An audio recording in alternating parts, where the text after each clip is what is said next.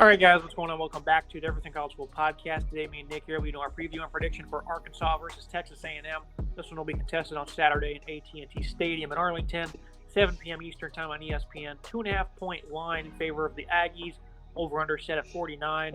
Arkansas leads the series all the time, 42-33, but the Aggies have won 9 of the last 10. Arkansas has finally ended that 9-game winning streak last season.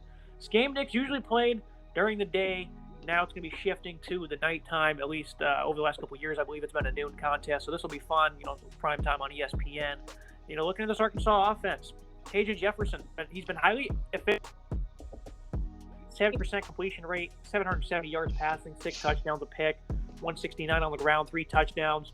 KJ Jefferson is really starting to evolve into that quarterback we thought he would be coming into the year.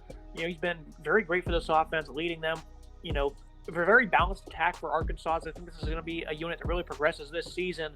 They carried the load last week against Southwest Missouri State, 600 yards in a game where they were down. I think in the third quarter they were losing. So they really struggled in that game with the offense.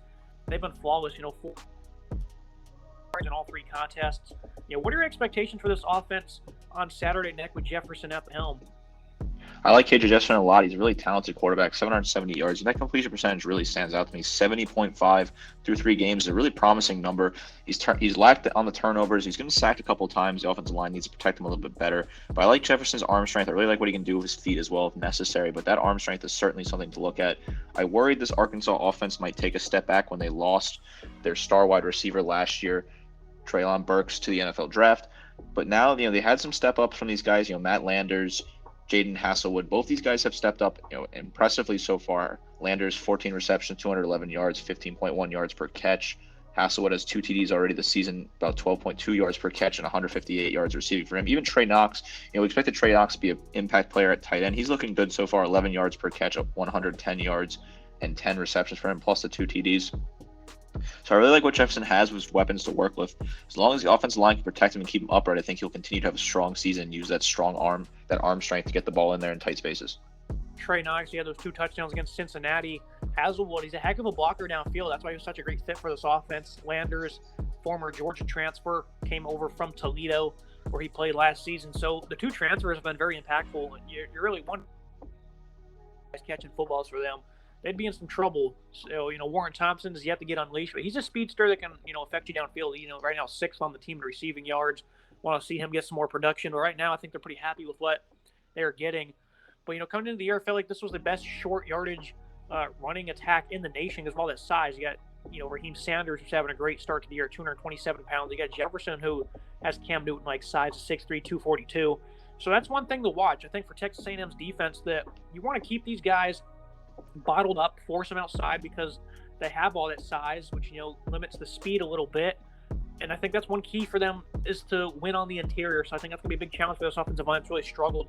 Sanders, 440 yards and 3 touchdowns, 146 yards per game so far. He's been phenomenal. But looking at that offensive line, they're plenty capable. Ricky Stromberg, Dalton Wagner, 2 of the notables on this O line.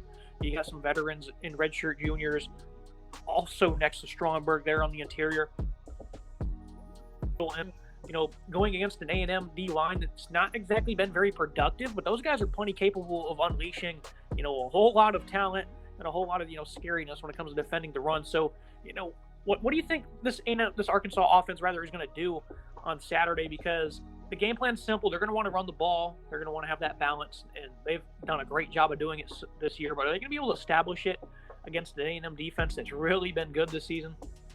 I really think they need to establish that kind of balanced pass run offense. We saw that, A&M was good on defense against Miami last week. Even in a loss to App State, they were pretty solid on defense as well.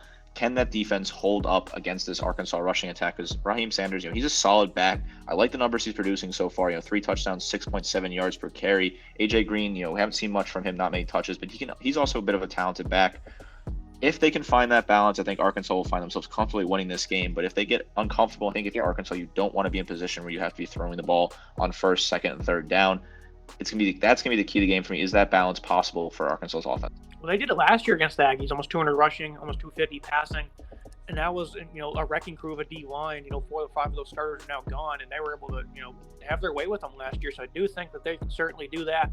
Offensive line, though, again, that's really going to dictate things because they've really struggled a good bit this year.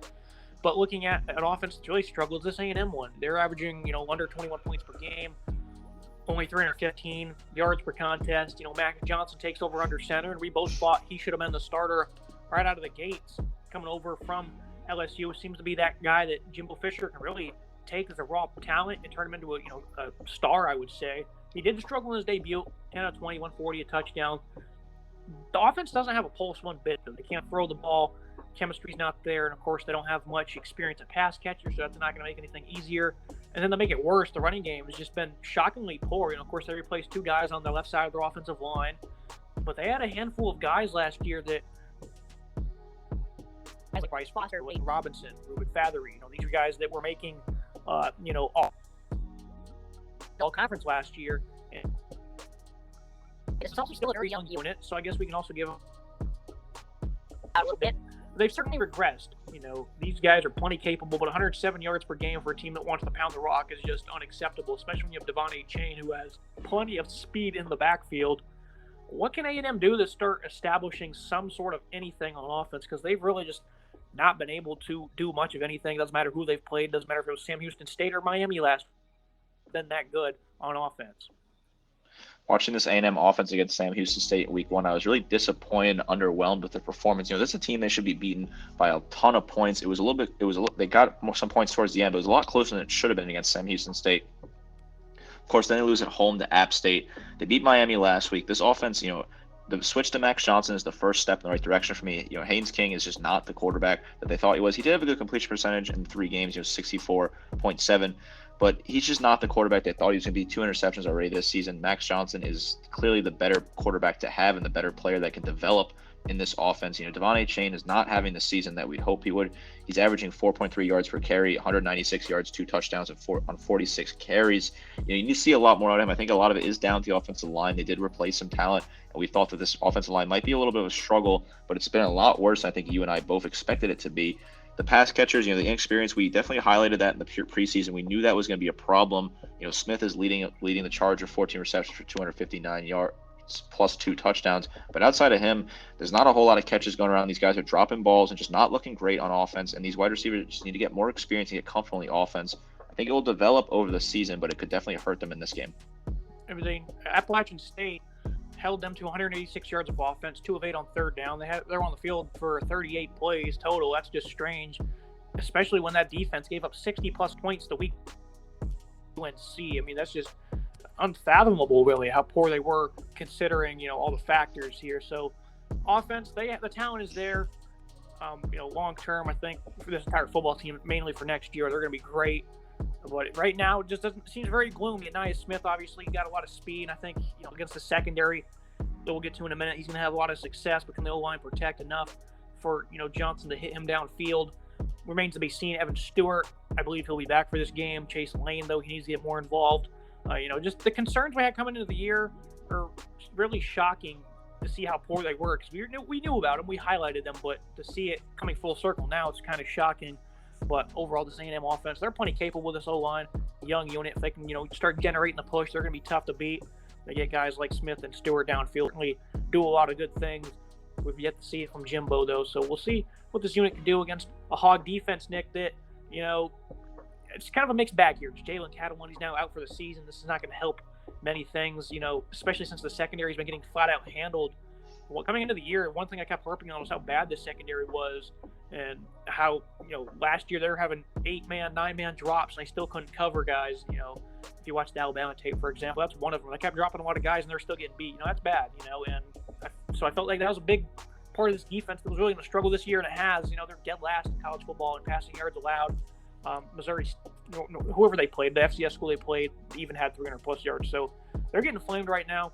Catalan, he's now gone. That's not going to help anything, especially when trying to defend the run. One great part about this defense, though, on the other side, is the linebackers, Drew Sanders and Bumper Pool. Transfer from Alabama, one thing I talked about him was his athleticism and, how he could be utilized in coverage and potentially come off the edge to make up for the lack of pass rush. And I feel like I've been spot on with this assumption because he has 5.5 sacks, 6.5 tackles for loss. He also has 2 forced fumbles. I expected Sanders to have a pretty good season this year, but man, he's off to a red hot start. You mix that next to Bumper Pool, who had 100-plus tackles last season. These guys are in contention, I think, for the top linebacking duo in college football. And then on top of that, they have, a pass rush that's starting to get things going. 17 sacks, that leads college football. Of course, Sanders has been big, but I think Jordan Dominic stepping up, that's also been very helpful for this defense. I remember he had a forced fumble. There was recovered for a touchdown against Cincinnati when that game was close late. He's off to a good start, so I like to see that. And then, other guys like Zach Williams have been exactly taking that step I thought he would, like Sanders and Dominic. So I'm very encouraged by what I've seen in this front seven. And I think, based on what we've seen with this A&M offensive line, these guys match up pretty well. This defense top to bottom is a little interesting to me. I think this front seven is fantastic. It's the secondary that's really letting them down. When you look at the stats last week against Missouri State, they gave up 409 total yards of offense, and they gave up 21 first downs to Missouri State. That is just unacceptable when you're playing an FCS team like that. You should not be giving up those type of yards at all. Bumper Pool and Drew Sanders, they're leading the charge. I knew Drew Sanders was going to have a good season. I honestly thought that he should have stayed in Tuscaloosa. He's one that Nick Saban kind of let get away. 5.5 sacks, though, through 3 games is a lot more than I thought he was going to get. Really impressed with those numbers. That the pace he is setting right now is phenomenal. Bumper Pool, a leader in the locker room. I harped on that a lot in the offseason. I love those fifth-year senior leadership in the locker room, especially at linebacker. I love having a leader at linebacker. Bumper Pool is certainly that leader, leads the team in tackles right now, 29 tackles for him, and a sack to boot. The secondary is just letting me down. I don't know if the talent is really there or if it's going to be more of just a coaching issue. But some of these guys secondary are just not playing up to the levels that we'd expect out of them. They're getting beat easily. I know they got beat badly last year. You'd think that's something they would have worked on this offseason, but it seems that it hasn't really worked out that well. I need to see a lot more of the secondary. I think the defensive line is fantastic. I think they'll be able to get after Max Johnson a lot this weekend. They'll make him uncomfortable, which will certainly help them. But if he finds his feet in the pocket, the offensive line can give him that little time and space that he needs. He'll be able to complete passes all over the field as long as the receivers can catch him. The secondary was not great last year, and they did lose 3 starters, so you know that regression was imminent. And then Jalen Catalon, it's really a 4th starter, but he wasn't really on the field much last year, so they technically only lost 3 starters. But they did pick up Latavius Brin from Georgia. He's a good tackler. He's a guy that really fights hard through screens and whatnot. And then Simeon Blair, he's actually the leading tackler at DB, which is very encouraging that these guys are getting downhill and making tackles, because Blair, he's a liability in coverage when I watched tape last year. And, it's really led to success against the run. They've been really dynamite really against the run. 29 carries for 40 yards was the total against South Carolina. They only had 52 against Southwest Missouri State. And then they held Cincinnati, O-line had 5 seniors back to only 113 yards on the round, 2.2 yards per carry. So the run defense, on the other hand, Nick, has been elite. That's why I say I think they match it very well against A&M. Maybe when A&M can start churning things out, maybe that advantage would go away. But so far, we've not seen that. So I think this front seven really has their number. What do you expect? Who do you expect to win the battle in the trenches on this side of the ball? I think the front seven will win the battle in the trench. I think this defensive line is just a little too strong for this A&M offensive line. I haven't seen much out of them this year to really kind of prove to me that they'll win this battle. I like to see Bumper Pool and Drew Sanders get after the quarterback a lot. I think Drew Sanders will have a good day. He can rack up maybe 1 or 2 sacks on Saturday. I think this is a winnable battle for this front seven for Arkansas. I really think they have an opportunity to beat out this A&M offensive line that just hasn't proved much to me so far this year. Guys like Terry Hampton, who came over from Arkansas State, Eric Gregory, that we didn't mention them. They have a nice rotation on this interior D line. They can really get after it. So I'm with you. I think they can certainly win that matchup. A&M, they've been very disappointing, so that's why it's going to be pretty easy to take them there, but plenty capable as well. Don't be shocked if they just all of a sudden start getting blown off the ball. Looking at this Aggie defense, they're only allowing 8.7 points per game. They kind of struggled against Miami. They gave up about, I think it was 174 yards or something in that nature. Yeah, 175 on the ground. They played you guys about 5 yards per play. Some respectable numbers for the opposing offense, but overall they stepped up, limited Miami to 3 field goals. Interior presence is certainly lacking, only 4 sacks in 3 games. Shamar Turner's been the lone standout. LT Overton, one of the freshmen, he's been getting involved a bit. Obviously, long term, they've recruited like 7 of the top 10 defensive linemen in this past class. They're going to be phenomenal, but right now, this was another concern coming into the year is how this D-line would perform, and they've truly underperformed. I do think they're performing quite well against the run, even though App State did have 181. They haven't been terrible, but they've not been productive either. McKinley Jackson, the guy we're looking to step up, Fadil Diggs as well. Right now, Nick, this D-line is a problem. It's kind of like the O-line, though. They can certainly step up and unleash everything they have all at once, and we wouldn't be shocked because that's certainly what they're capable of. But so far, we've just not seen that from them guys. which I think is a good thing for the Aggies. When your D-line that lost 4 or 5 starters last year is struggling to start the year, and you're still allowing less than 9 points per game in the month of September, I think that's a good thing, especially when you got guys like Edrin Cooper and then Chris Russell who are filling the other linebacking spot.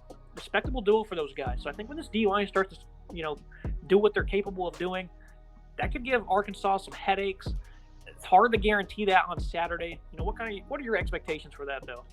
Right, if this A&M defensive line is firing on all cylinders, Arkansas could find themselves in trouble because they won't be able to run the ball, and Jefferson will have to make a lot of magic with his feet or with his arm. The numbers are just not great for me on the defensive line. It certainly isn't terrible, but it needs to be improved. This team wants to continue to turn around this season, which after the App State loss, a lot of A&M fans felt it was a lost season already, but I don't think that's the case. I think they have potential to finish with a respectable record when this is all said and done. Shamir Turner, 10 tackles so far this season. I'd like to see more to him.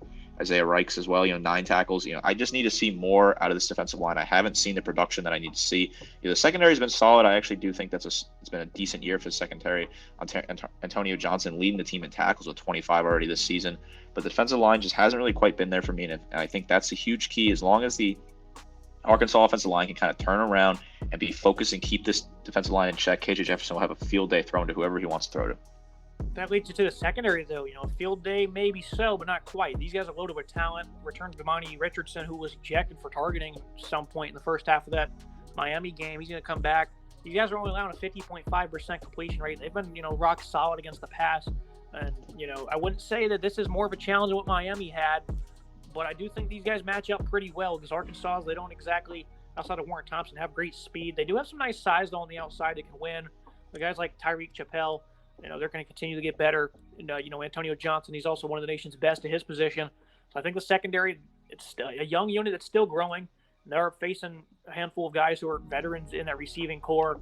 So that's going to be another one of those fun matchups to watch.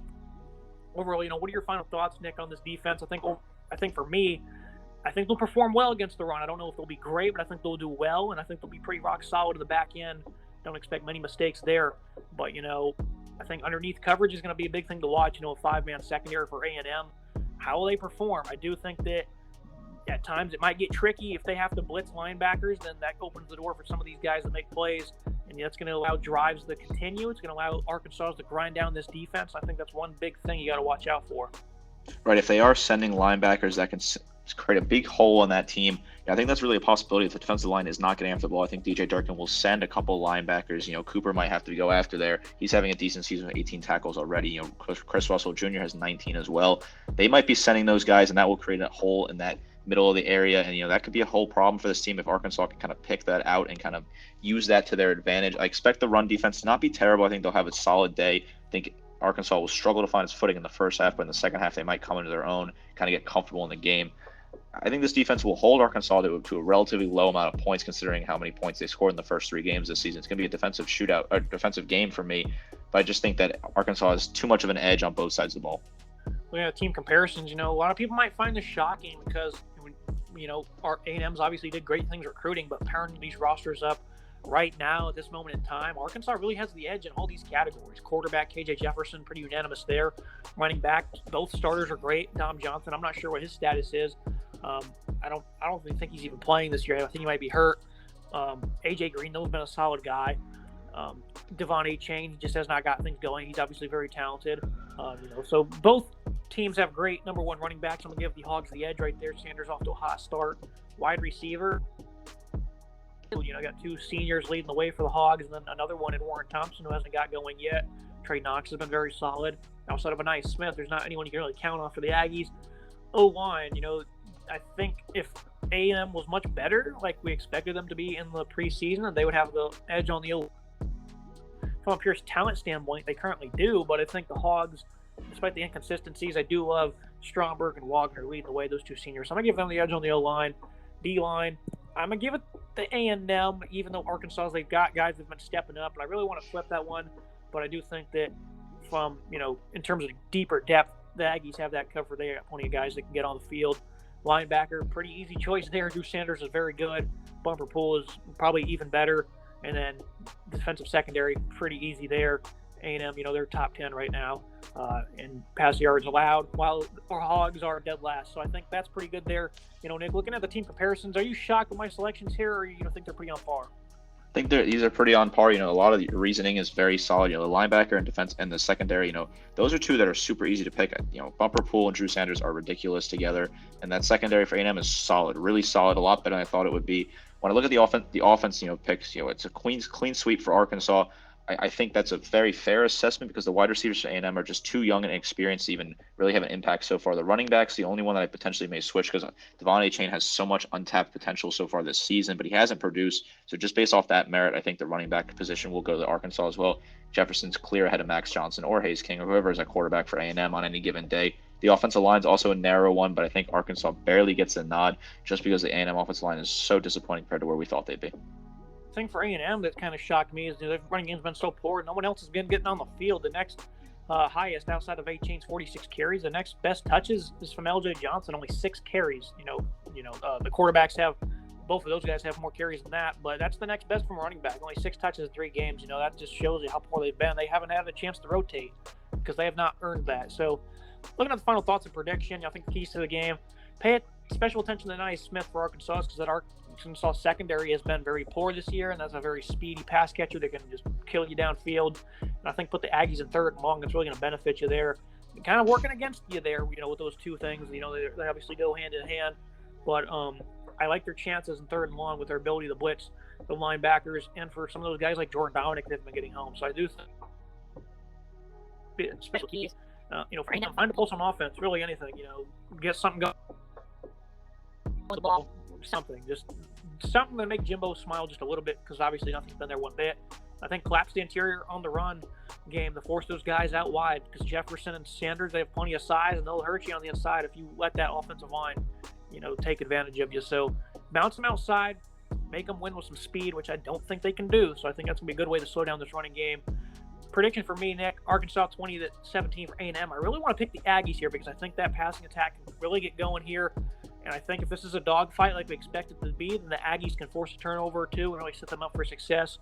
I just think that the Hogs are going to average just enough to stay ahead of the sticks, running the football, and I think they'll be efficient through the air, and it's going to allow this offense to, get in the plus territory. We'll see what they can do with that. I think more often than not, they'll score some points, and that's fine if you score field goals here against this offense. That's plenty fine. So I do think that Arkansas wins a defensive battle here, defensive struggle that is. I think this is going to be a really good game. I really do want to pick the Aggies. I just can't pull the trigger. You got the Hogs as well by a couple of points. Explain your reasoning. Yeah, I think this will be a defensive struggle. I think Arkansas will have just enough at the end of the game. I feel like they'll be able to put up a couple nice drives in the second half, especially in the fourth quarter, that will really kind of pull them away for this game. It's going to be a tight one. Maybe a tie at halftime or one score. I think if A&M can get comfortable, find an offense, they'll be able to put some points on the board. But I just think that overall the Arkansas defense with that linebacking core, it's just a little too much, and that they'll stonewall A&M, put them in third and long, second and long situations behind the chains, which A&M struggles if they're in that position, because they're gonna have to go to the deep ball, and that's really not something that they can work with this year. I know the secondary for Arkansas is bad, but if you guys have guys that just can't catch the ball, it doesn't matter if secondary is bad because there's not gonna be a problem there. I think A&M will win it. I think Arkansas will win a close one. I think A&M can certainly have potential to win this game. They'll be knocking on the door all night. But for me, Arkansas is going to take this and win their second in a row in this historic rivalry. I know they won last week, but this is still a great opportunity for a bounce back, with how they've struggled in certain areas. Great opportunity here to, kind of prove the doubters wrong and get things going in the right direction as you've nosedive in the conference play. This is going to be a great game, 7 p.m. Eastern Time, ESPN. Make sure you guys tune in. As always, Nick, I appreciate you joining me. Yeah, thank you for having me. Make sure you guys like, comment, subscribe. See you next time.